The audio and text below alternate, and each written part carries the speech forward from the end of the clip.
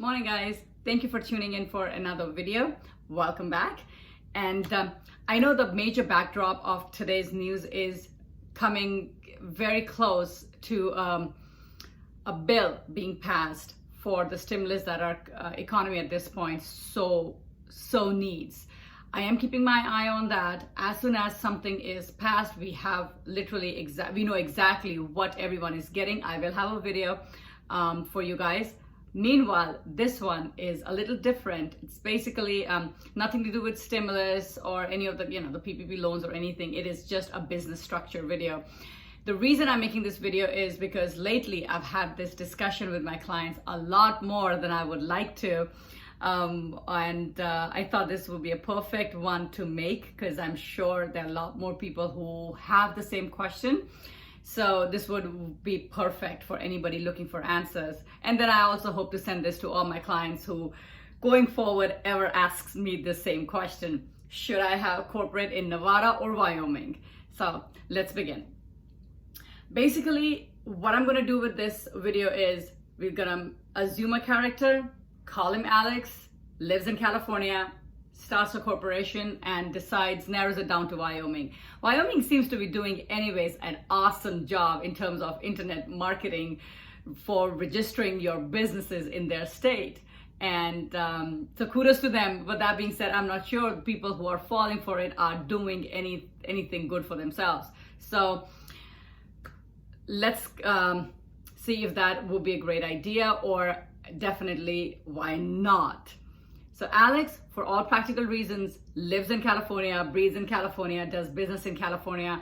Now this could be anybody, somebody who is a consultant, somebody who works from home, online business, anything. At the end of the day, it is you reside in California, managing and doing business in California. You get Alex gets a Wyoming corporation registered. So was it a great idea? Not really, and let me explain you why. The concept of registering a corporation with any state is a home entity and a foreign entity. A home entity is basically the one where the business is actually getting conducted. A foreign entity is an entity where you would wish or you would want to do business.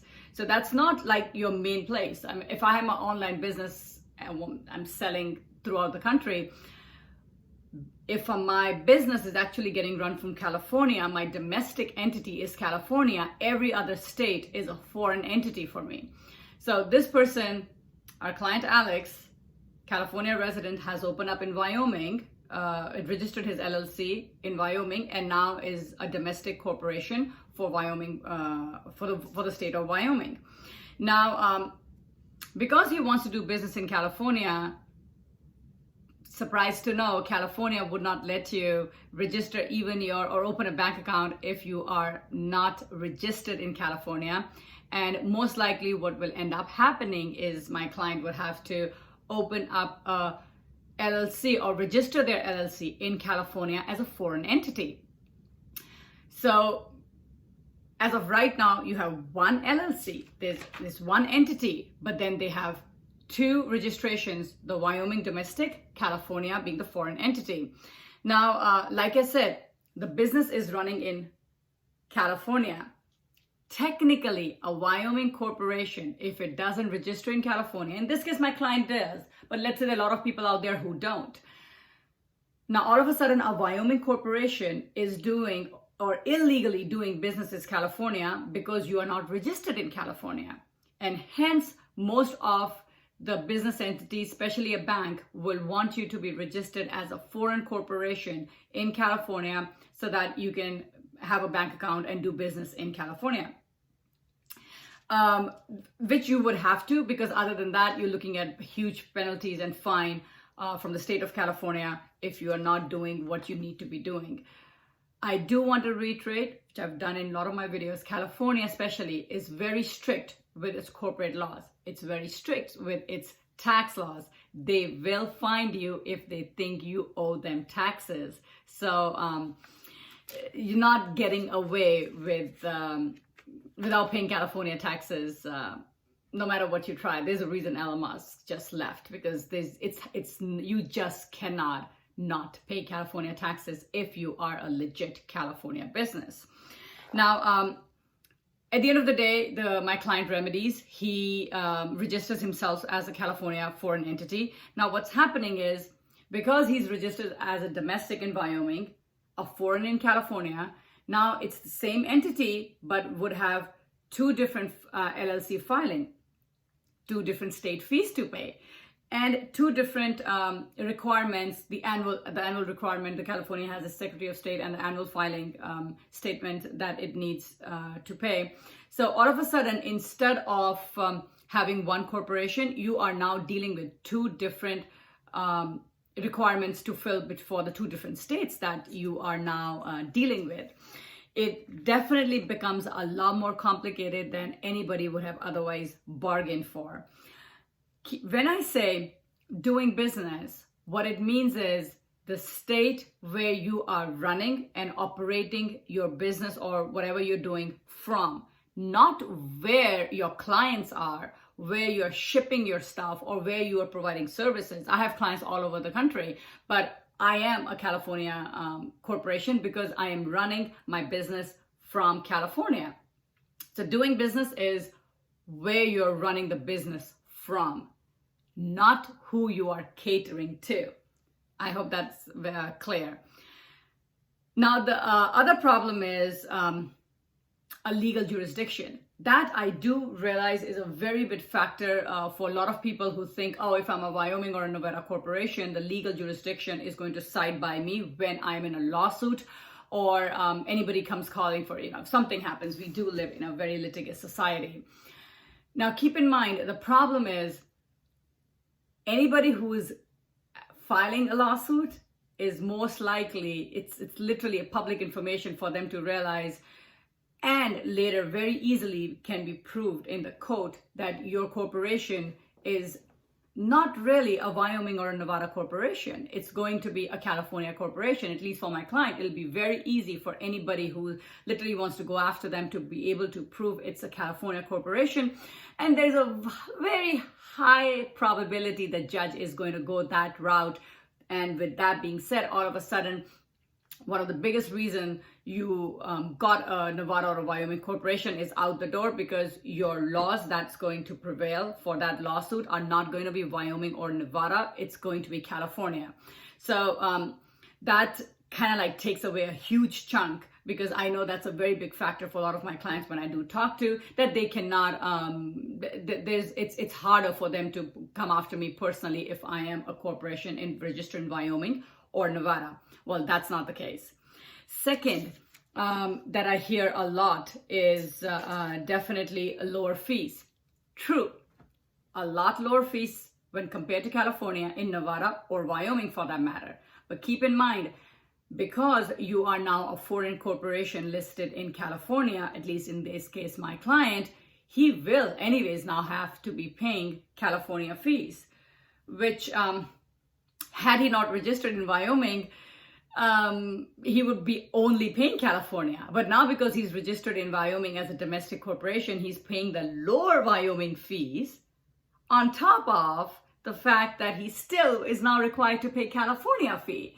So, I mean, it really didn't help. For a Wyoming, yes, but all of a sudden you realize now, because even though you're a foreign entity, you're still paying California. Like, how did that help you? Not at all. The third one that I hear, and I find it very weird that a lot of people don't realize it. I don't blame them. This is not your forte. Taxes is not what you do. You do your business. It's mine. And hence I am here to kind of put light on those factors, is the fact that these states have zero or very, or lower or zero, most like, at least Nevada and Wyoming have no corporate tax. The funny part is I hear this from my clients who are either opening single member LLCs or S corporations. You guys don't pay taxes, corporate tax, any bloody ways on tax returns. It is a trickle-down entity. It's a pass-through entity. So no matter where you do business, be it Wyoming, New York, California, Nevada, you are not paying corporate taxes. So if you think you're paying Wyoming has no corporate tax. Great. California does, but you are not paying it. So it doesn't matter to you how much corporate tax you could be saving because you're anyways paying zero. You're not paying any. So the point or you know, the idea that it has no taxes, yes, it doesn't, but neither does California for that matter. It trickles down. You will get a K1, or if you're a Schedule C filer, however, you do will wrap it up into your 1040, your federal tax return, and pay your state taxes, which in this case, from our earlier example, Alex is going to do for California. So the whole reason, the main 3 points is the legal jurisdiction, lower fees, and no corporate taxes holds no ground in a lot of cases, or I would like to say almost 100% of the cases. We're going to say 99.9 and just not, you know, kind of make that 100%. There are always those what if or one-off kind of a deals. But generally I do not know of anybody personally or through some contacts that I've come to know who basically did better because they went to Wyoming or Nevada instead of their home state.